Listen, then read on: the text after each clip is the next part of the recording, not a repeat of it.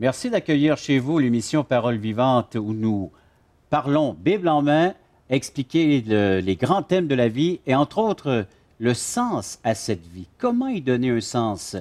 Peut-il y avoir un sens à la vie sans Dieu? Voilà la question que nous nous posons aujourd'hui. Et la dernière émission, tu nous avais donné un peu comment le sens de Jésus-Christ est rentré dans ta vie. Puis ça faisait une différence entre l'aspect religieux, qu'on pourrait dire que ton père représentait, toi, finalement, un caractère doux qu'on aurait pensé de tendance à dire peut-être que tu serais rentré dans les rangs. Oui. Et finalement, non, parce que ton père lui-même, plus tard dans sa vie, s'est converti à Jésus-Christ. De religieux qu'il pouvait être, il a vraiment saisi la différence qu'il y avait entre les deux. Donc, tu représentes vraiment un personnage. Et peut-être, dans cette émission-ci, on aimerait avoir le témoignage du pasteur Roland Grimard. Ça, c'est intéressant. Tout autre sens à la vie, hein, et qui va de pair avec le thème d'aujourd'hui. Tu avais trouvé un sens à la vie sans Dieu. Est-ce possible? C'est ce que nous allons regarder dans les prochaines minutes.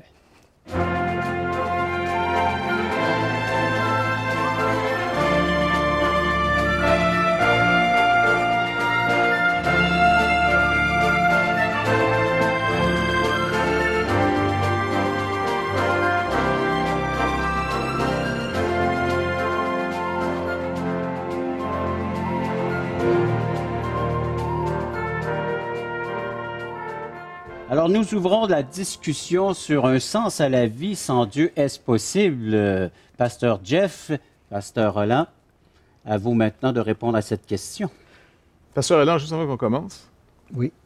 La raison pourquoi on donne nos témoignages en ce moment comme ça, j'ai demandé à Pasteur Régent d'abord, c'est qu'on veut briser des stéréotypes. Et toi, tu es un autre genre que la plupart des gens ne vont pas nécessairement associer à devenir chrétien. Parce que tu es, on pourrait dire, le format typique du baby boomer, le gars qui réussit sa vie, sobre, intelligent, pas exalté trop, tu sais, un gars qui mène bien sa vie. Fait que j'aimerais que tu puisses te présenter, mais en même temps nous montrer comment le Seigneur est devenu un sens final à ta vie.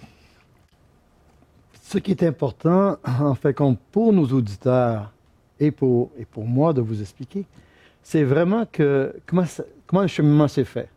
Premièrement, je suis sorti de l'adolescence avec l'idée, justement, que la religion n'était pas utile, nécessaire à la vie d'un homme.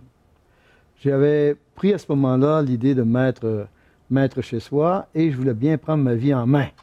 Et j'avais toutes les capacités. J'étais de la première génération, les baby boomers, on est la première génération où on devient des directeurs d'usines, des directeurs à plusieurs niveaux. Et pour nous, le succès, ce n'était pas la définition « je vais à l'église » ou « je m'intéresse à Dieu ». La définition, c'est comment tu vis, ton pouvoir d'achat, ton pouvoir de consommation, les plaisirs que tu peux te payer et comment tu décides ta vie. Comment tu la bâtis, cette vie. Sur quoi tu la fondes. Et le fondement, pour moi, était moi. Était pas autre chose que moi. Avec aucune autre référence. La seule référence que j'avais, c'est ceux qui avaient réussi et ceux qui devaient réussir. Et donc, dans ta vie, par rapport à tout ça, il n'y a pas nécessairement comme une contestation contre Dieu. C'est c'est pas là. J'en ai pas besoin. C'est ça. Tant mieux pour ceux qui J'en ai croient, pas besoin et même je pouvais discuter et argumenter réellement, parce que j'aime l'histoire, j'aime la philosophie, je pouvais argumenter vraiment contre Dieu.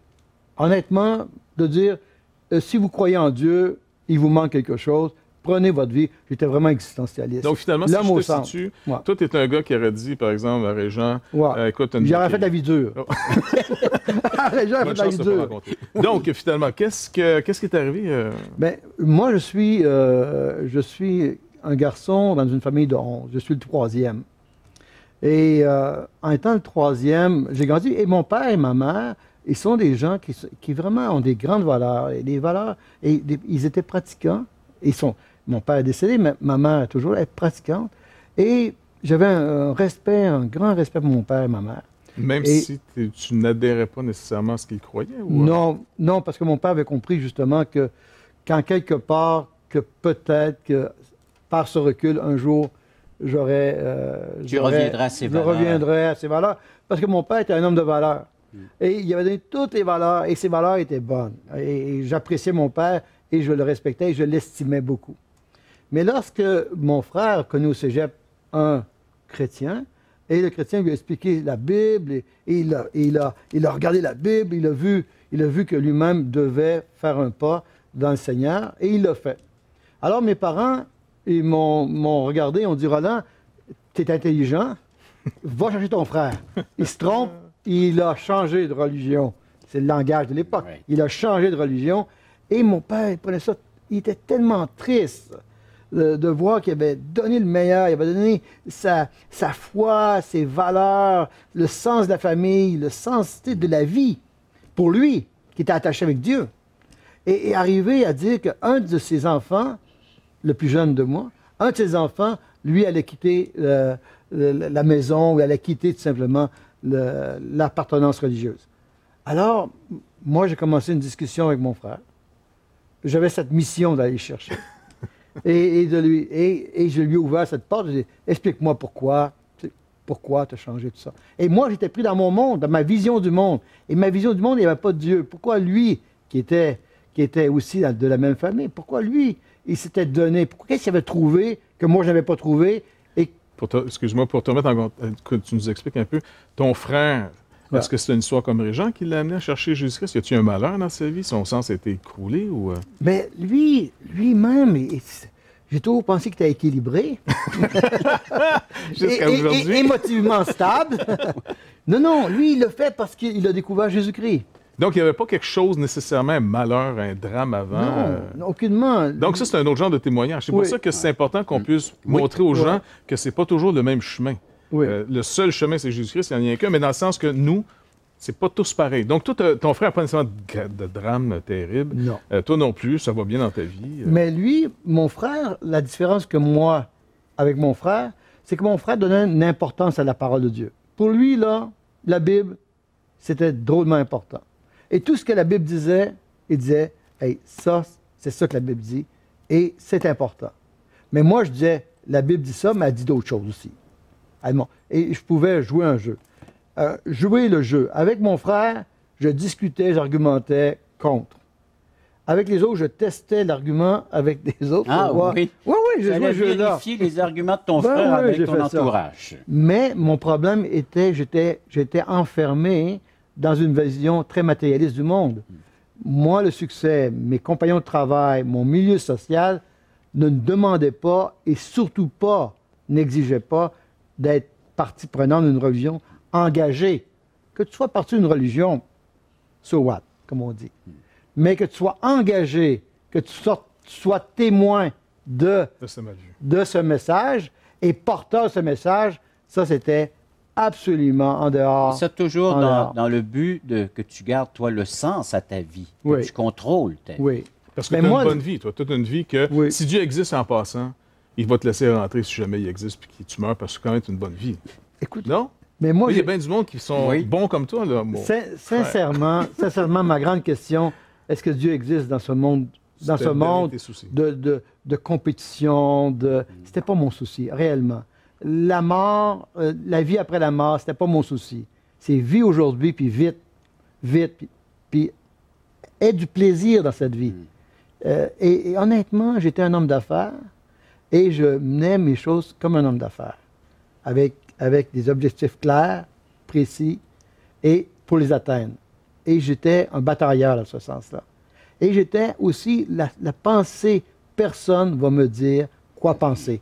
Personne ne va m'imposer ses valeurs. Et surtout pas la religion, et surtout pas une institution qui s'appelle l'Église. Personne. Je suis en dehors, je suis libre. Donc, tu incarnes en passant vraiment les valeurs de ton époque. Ça, c'était fort à l'époque. Oui. Les valeurs de bâtisseur, les valeurs de ce que si tu veux accomplir quelque chose, fais-le. Compte pas sur personne d'autre. Tu sais, l'idée de fais ton possible, Dieu va faire l'impossible, ça n'existait pas. La présence de Dieu, comment tu ordonnes ta vie, comment tu fais tes choix, comment tu priorises, ça n'a aucune importance.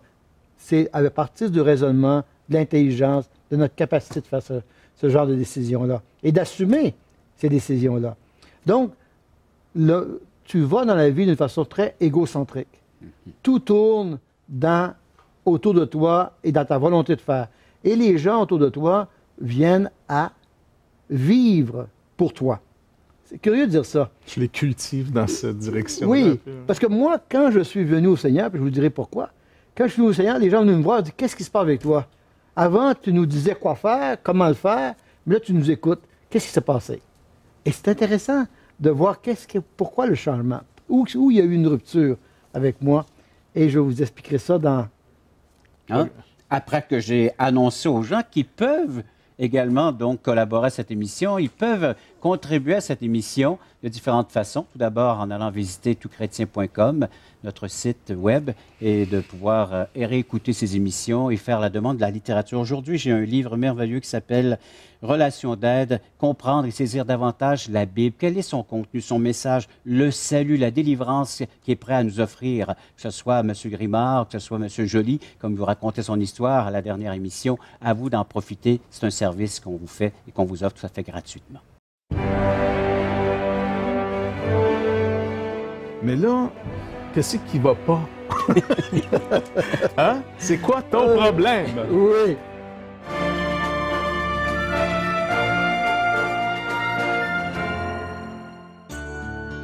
Vous êtes invité à assister à l'un de nos merveilleux déjeuners d'espoir.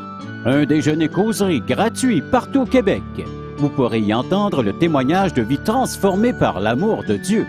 Pour connaître et savoir où ont lieu ces déjeuners, appelez-nous maintenant en composant le 1-877-L'Espoir. 1-877-537-7647. Ces déjeuners sont offerts gratuitement. Bienvenue à tous!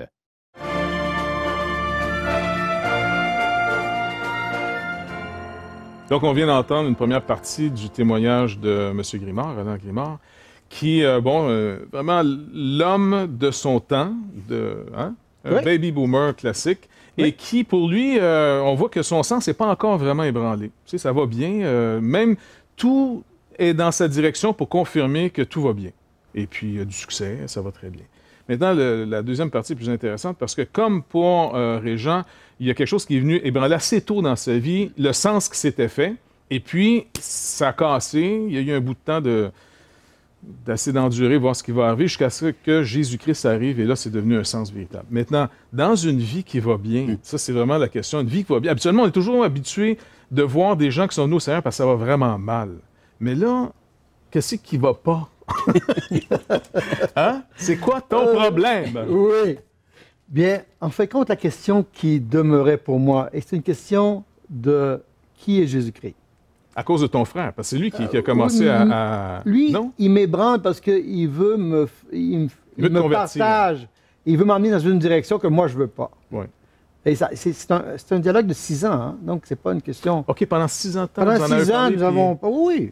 Moi, personnellement, j'avais des considérations. Il y avait mon milieu social et mon milieu aussi mon père que j'aimais beaucoup, et je ne voulais pas lui dire que j'allais changer quoi que ce soit dans sa compréhension de moi, parce qu'il était fier de ce que j'étais, et moi j'étais fier de ce que j'étais. Hein? Mais fondamentalement, il y a une question qui revenait continuellement et que je ne pouvais pas, même si quelqu'un me disait la Bible est vraie, OK, la Bible est vraie, est-ce qu'elle est écrite par les hommes, tout ça? On pouvait donner un sens, on pouvait l'argumenter.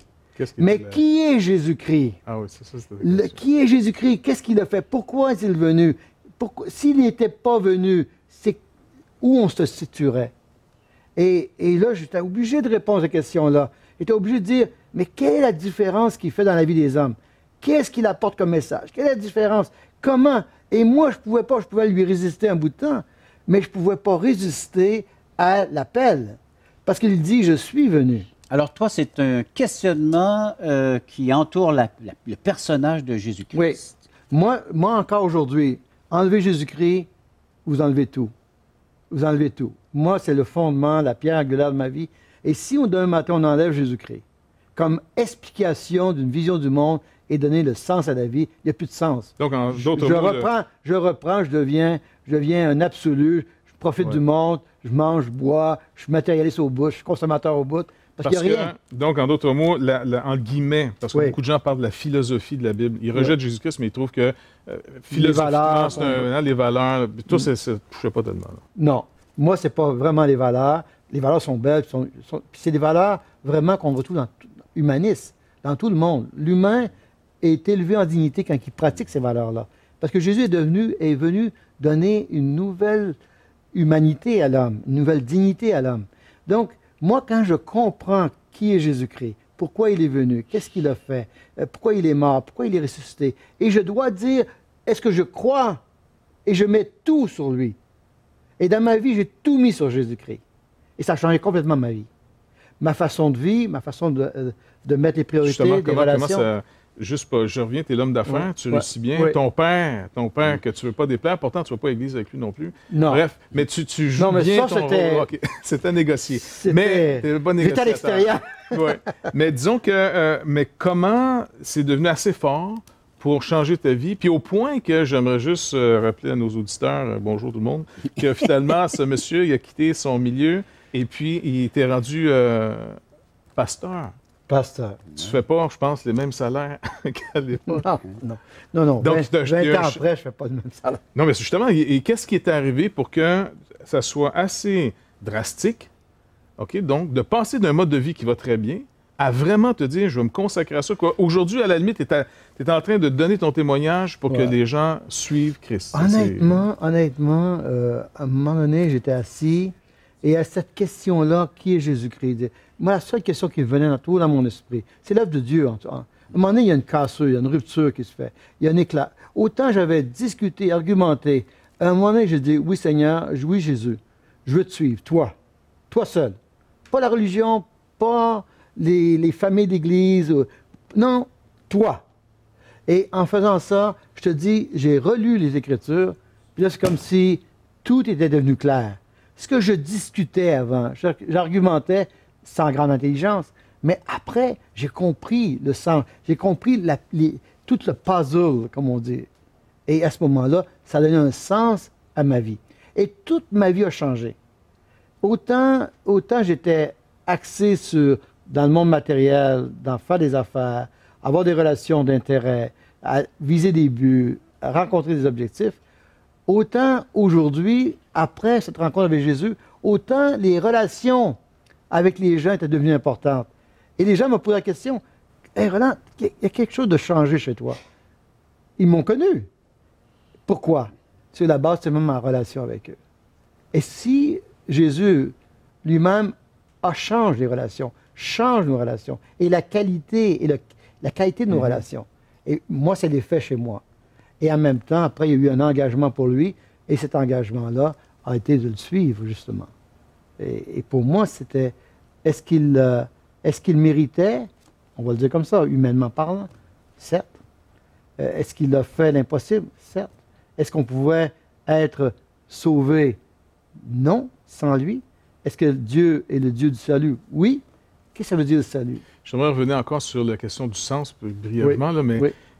qu'est-ce qui a, en Jésus-Christ, ébranlé le premier sens où tu as toute une communauté, tu as toute une société qui approuve? Parce qu'il y a quelque chose qui a dû ébranler ce sens-là. C'est le sens même de la vie.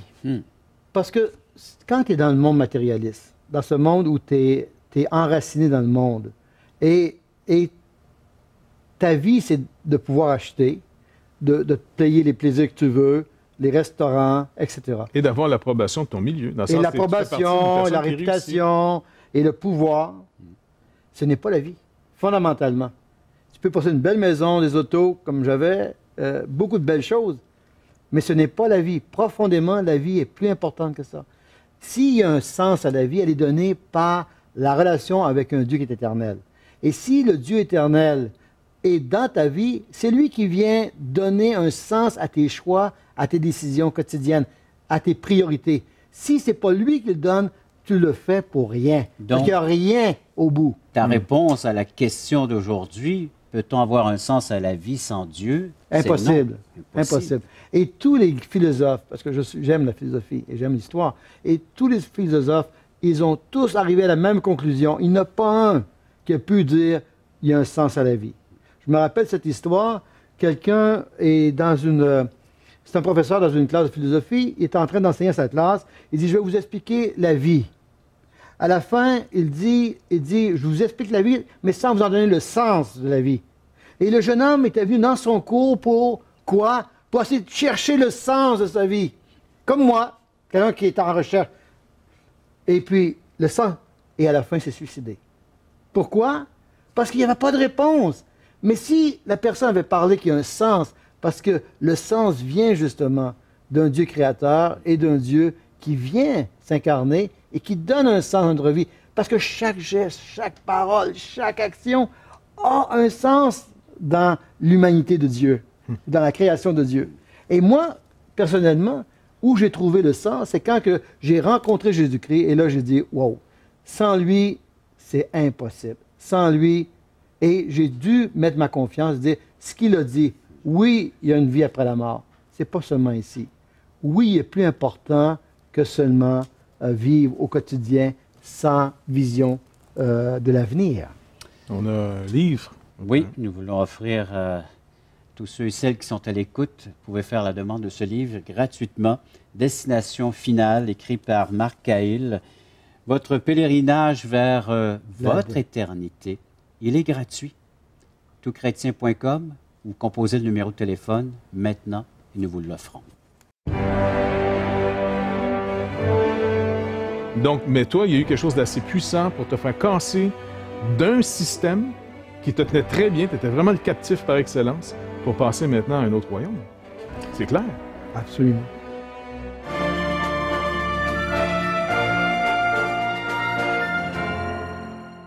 Nous vous invitons à nous contacter pour recevoir gratuitement de la littérature.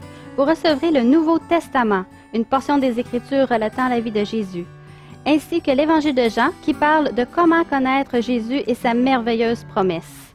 Un tract, Aujourd'hui l'espoir, c'est Jésus seul. Et finalement, un livre de relations d'aide sur la Bible de June Hunt qui nous parle que la Bible est la source suprême de la révélation du sens de la vie.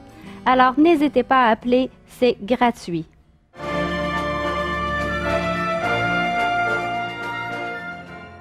La réponse est donnée. Peut-on trouver un sens à la vie sans Dieu? C'est non. Mais comment y arriver à, justement, mettre Dieu dans ce sens de la vie, dans ma vie, dans la vie des téléspectateurs? Et spécialement Jésus-Christ. Parce que beaucoup de gens sont prêts à parler de Dieu parce que ça devient assez général. Jésus-Christ, c'est vraiment ça qui a ébranlé, on pourrait dire, toute ta structure matérialiste. Parce que, encore une fois, tu es dans un monde qui te dit que tu as raison, et puis tu réussis dans le système, donc il a fallu quelque chose d'assez fort, parce que tu sais que la plupart d'entre nous, on se rassure dans l'approbation générale, qu'on a incarné, puis qu'elle devient la nôtre après. Donc, mais toi, il y a eu quelque chose d'assez puissant pour te faire casser d'un système qui te tenait très bien, tu étais vraiment le captif par excellence, pour passer maintenant à un autre royaume. C'est clair? Absolument. Absolument. Et le passage, c'est vraiment la personne de Jésus-Christ. Dans mon cas, honnêtement, je me disais à moi, si Jésus-Christ n'est pas ce qu'il est, Dieu n'existe pas. Tu sais, les gens, des fois, ils pensent que Dieu existe. Il y a un monde créé. Dieu a créé. La création vient quelque part. Ce livre-là a été écrit par quelqu'un. Tu sais, on a un rapport de cause à effet qu'on appelle. Hein? Et les gens ne peuvent pas expliquer la création et le monde sans un Dieu créateur. Moi, c'est loin de ma pensée, ça. Ce n'est pas dans mon explication. Mon explication est dans la révélation de Dieu dans ce monde. Et d'une façon très pratico-pratique, qu'est-ce que ça vient faire? Qu'est-ce que Jésus-Christ est venu faire dans ce monde pour moi et pour l'humanité? Si je n'ai pas cette réponse-là, ça n'a aucun sens. Et le sens que Dieu donne à la vie aujourd'hui, c'est le sens que Jésus a donné à sa vie et le sens qu'il donne à ma vie en lui. Paul disait, ce n'est plus moi qui vis, c'est Christ qui vit en moi. Et j'étais agressif à cette parole. Ah oui? Parce que comment on peut se nier? Comment on ne peut pas avoir l'existence? Comment on ne peut pas évoluer ou valoriser qui je suis, ce que j'ai accompli, ce que j'ai fait? Mais Paul va exactement à l'encontre. Il dit, tout ce que j'ai été, tout ce que j'ai fait, ça n'a aucune importance. Mais je veux gagner Christ. J'avais compris ça. Puis quand il dit, ah, ce n'est plus Christ, ce n'est plus moi qui vis, c'est Christ qui vit en moi, il est en train de dire quoi? Est-ce que c'est libérateur? Où je viens, encore une fois, me mettre sur une autorité qui vient m'étouffer. Il m'imposer une ligne de conduite que je ne voulais pas. Parce que moi, j'étais un homme libre. Pas un homme faible, un homme libre. Le sens à la vie, c'est de retrouver celui qui est le personnage central de la Bible. Oui. Celui qui est au centre de cet univers et qui doit avoir donc cette place dans la vie de chacun d'entre nous, de devenir le centre de notre vie. Et Jésus va dire une chose comme ça, il dit, celui qui m'écoute, la vérité va la franchir. Et honnêtement, autant que je pensais que j'avais raison, autant je pensais que j'étais libre, j'avais ni raison, ni j'étais libre. Liberté. J'étais prisonnier de mon monde matériel et je ne pouvais pas l'expliquer, ce monde-là. Parce que ce monde-là, c'est un monde de folie. Hein, c'est absurde, ce monde-là. Si la mort est la fin de toute chose, il n'y a rien qui explique ce monde. Et c'est une impossibilité de l'expliquer. Mais si Jésus est la résurrection et la vie, à ce moment-là, tout se met en ordre et tout s'explique. Et c'est là la rupture pour moi, entre ma pensée du passé et aujourd'hui. Donc, ce n'est pas par nos propres efforts, nos propres forces, Absolument notre pas. propre intelligence qu'on peut saisir ces Non. choses. Il faut une intervention divine, une révélation de Dieu. Absolument. Et Peut-être que il c'est faut, là- il faut que les Justement, yeux s'ouvrent et les oreilles s'ouvrent. Voilà, je pense que c'est là qu'on pourrait dire aux gens, parce que peut-être des gens qui se posent des questions en disant, ben moi, je fais quoi là maintenant? Ouais. Ils sont peut-être devant ce questionnement-là. Ils sont chez eux et puis Moi- ils Puis ils veulent réussissent pas- bien leur vie. Oui, ou peut-être d'autres sont dans Oui. une situation où leur monde s'est écroulé. OK? Donc, c'est une situation qui arrive souvent. D'autres sont en réussite, mais vide. Mais OK? Donc, comme tu dis, il n'y a pas à vie. Là. Il y a quelque non, chose qui manque. l'approche qu'il nous faut avoir, et Ouais. c'est l'approche qui nous heurte et qui nous brise, et c'est l'approche qui est Jésus-Christ. Maintenant, si tu entends des auditeurs, OK, qui Oui. nous écoutent en ce moment, Oui, et qui seraient en train de dire, bon, qu'est-ce qu'il faut faire? Je fais quoi, là? la première Tu leur dis chose, quoi? OK, la première chose, je crois, c'est de chercher dans la parole de Dieu qu'est-ce qui est dit sur Jésus et sa relation avec son Père. En même temps, qu'est-ce que, uniquement dans le regard, ce que j'appelle de Jésus à nous, et non le regard à nous, à lui. Dans mon cas, c'était comme ça. Qui est Jésus? Et en fin de compte, de regarder qui il est, qu'est-ce qu'il a fait, et quelle est la valeur que Dieu lui a accordée. À ce moment-là, c'est de dire, qu'est-ce que je fais avec ça? Et la question, il faut qu'elle soit honnête, sincère, et elle va être bouleversante et dérangeante, parce que si on répond, on ne peut pas rester au neutre. Jésus nous appelle à s'engager à sa suite ou à se désengager. Il n'y a pas une troisième position. Tu t'engages ou tu te désengages. Donc, mais pour s'engager, il faut croire. Et les gens Que qui Jésus. veulent s'y engager, vous ne savez pas encore comment faire, eh bien, vous allez à touchrétien.com, vous nous envoyez un courriel ou vous appelez au numéro de téléphone que vous voyez à l'écran. Merci encore une fois d'avoir été là. Merci de votre participation. On se dit à la prochaine.